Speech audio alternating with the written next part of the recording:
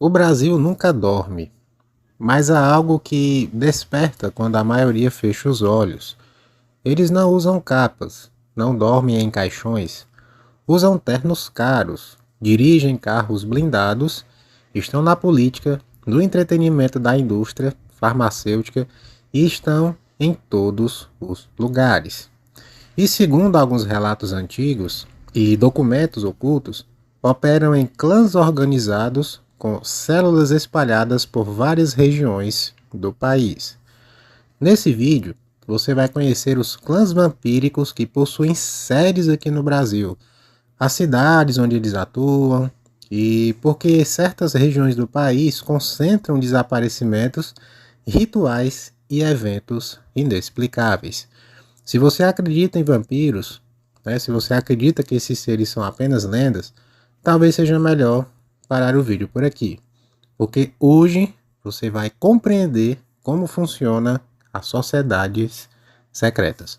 Então, se você é novo no canal, já se inscreva, deixe o seu like, compartilhe o vídeo aí com seus amigos que gostam do terror e do sobrenatural e ajude aí o narrador a bater os 3.000 inscritos. Estamos quase lá. Agora, sem enrolação e sem mais delongas, vamos para o vídeo. Bom, toda lenda precisa de um ponto de origem. Durante o período colonial, pessoal, navios vindos de Portugal e outras regiões da Europa atracaram no litoral brasileiro. Entre comerciantes, militares e também religiosos, vieram também sociedades secretas, tá? Documentos apócrifos apontam que certas famílias europeias já carregavam uma herança hematófaga, tá? Uma linhagem que se alimentava não apenas de sangue físico, mas de influência, medo e também poder.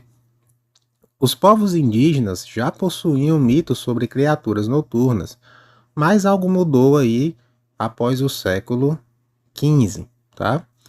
Relatos começaram a surgir no litoral do que hoje conhecemos como Salvador e também o Rio de Janeiro. Desaparecimentos, corpos pálidos encontrados nas matas, rituais interrompidos por homens sem reflexo. Parece uma criatura que nós conhecemos, né? Pois é. O primeiro clã que eu vou estar citando aqui seria chamado Clã Atlântico, tá? Que se concentra mais na região sudeste, tá? Eles têm uma área de atuação aí em São Paulo, Rio de Janeiro e também no litoral de Santa Catarina. Pois é. O primeiro grande clã organizado em território brasileiro ficou conhecido como Clã Atlântico, tá? Bom, esse clã, eles têm uma estrutura bem interessante, tá? Eles operam em grandes centros financeiros, no caso. Eles têm suas empresas aqui, controlam conglomerados empresariais e possuem influências em bancos e mercado imobiliário, ou seja, eles são muito poderosos no mercado financeiro e também no mercado de imóveis, tá? A principal célula desse clã estaria localizada em São Paulo, coração financeiro do país, não por coincidência, tá? Eu já mencionei inclusive a Mansão dos Mortos, que é o maior clã, tá, da América Latina, que fica aqui, a maior sede no caso, que fica aqui no Brasil e lá em São Paulo também, tá? Bom, as características desse clã, tá? Eles não se alimentam apenas de sangue, tá? Eles também extraem energia emocional de ambientes caóticos e prosperam, né, em crises econômicas. Então, enquanto tá todo mundo louco, desesperado, os caras estão nadando na grana. É desse jeito. Fontes anônimas também apontam reuniões privadas em coberturas na Avenida Paulista. No Rio de Janeiro, o clã teria ramificações ligadas ao entretenimento e também à mídia. Já no litoral catarinense, haveria uma casa matriz ritualística, escondida aí em áreas preservadas. Muito interessante. O outro clã que tem suas atividades aqui em terras tupiniquins é o clã do norte, chamado de A Sombra da Floresta, tá? Esse clã ele tem uma atuação nas regiões de Amazonas e no Pará também, tá? No norte, os vampiros não usam ternos, tá? Eles usam a tradição para poder se misturar. O chamado Clã da Floresta teria surgido aí a partir da fusão entre mitos indígenas e linhagens europeias ocultistas, tá? A atuação deles, ela se concentra na região da Amazônia, principalmente no estado do Pará. O diferencial desses camaradas aqui, tá? Supostamente, eles conseguem se transformar parcialmente, tá? Eles conseguem mudar de aparência de forma superficial. Eles utilizam plantas psicoativas para rituais, né? Plantas alucinógenas aí como a ayahuasca, por exemplo, é bem conhecida e até pelos artistas, a queridinha dos artistas. Então essa ayahuasca faz o camarada entrar numa espécie de transe. Eles usam muito isso para poder se camuflar também. Vivem em comunidades isoladas, né? Então eles usam do isolamento da região para se misturar, para fazer suas atividades, enfim.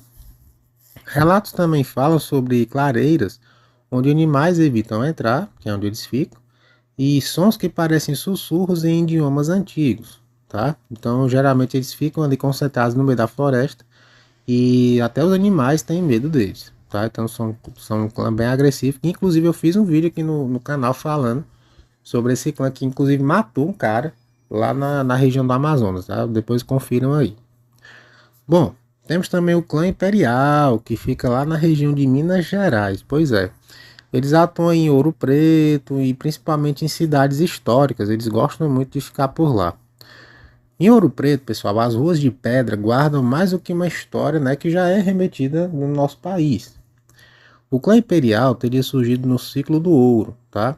Supostamente eles vivem em casarões coloniais daquela mesma época, protegem relíquias ritualísticas e mantêm bibliotecas ocultas em túneis subterrâneos, isso mesmo. Eles seriam mais antigos ainda, os mais antigos ativos no Brasil, tá? E também os mais discretos, tanto que você nunca ouviu falar deles em nenhuma polêmica até hoje, tá?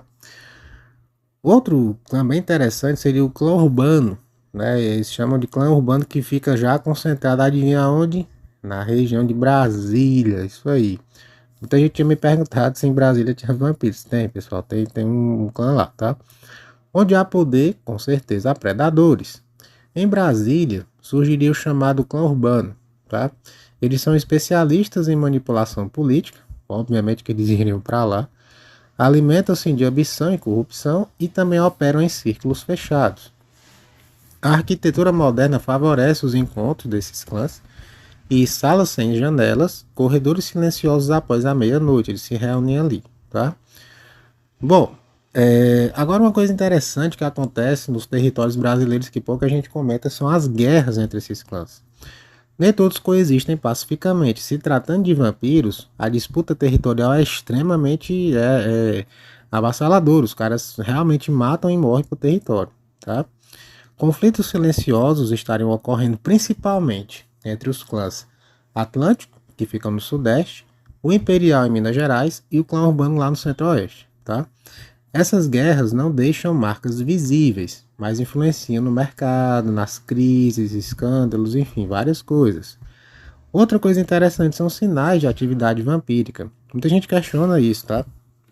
Segundo alguns pesquisadores do ocultismo, alguns sinais poderiam indicar atividades vampíricas, aí, como picos anormais de desaparecimentos de pessoas, empresários que aparentemente não envelhecem, eventos fechados apenas para convidados selecionados e propriedades compradas e depois que são abandonadas. Quantas reportagens aí já não passou aí?